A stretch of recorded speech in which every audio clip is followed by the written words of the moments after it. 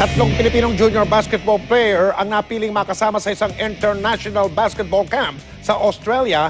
Mala NBA ang kanilang magiging pagsasanay. Makitama out po muna tayo kay Mark Zambrano. Eksklusibo.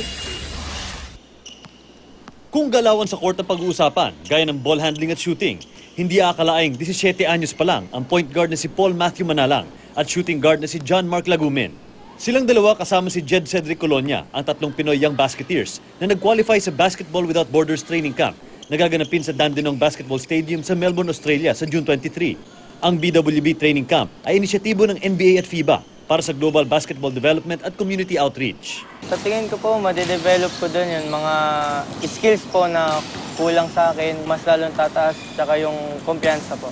Si John Mark naman, kumbinsidong malaki ang maitutulong sa kanya ng international training camp pagtuntong sa koleyo. Pagdating ko ng college, yung laki ko ngayon pang point guard lang. So, kaya kailangan ko yung mas prepare sarili ko pang point guard.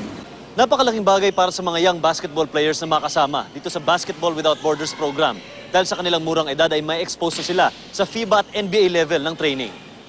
Ang mga magulang nila John Mark, di maitago ang saya. Makikita mo na siya, lahat yung hilig niya eh. Bata pa siya, di na siya kailangan sige na maaga basta basketball. Napakalaki po siguro ng pagbabago kasi iba yung magiging experience nila, iba yung magiging exposure doon eh. Mark Zambrano, nakatutok, 24 oras.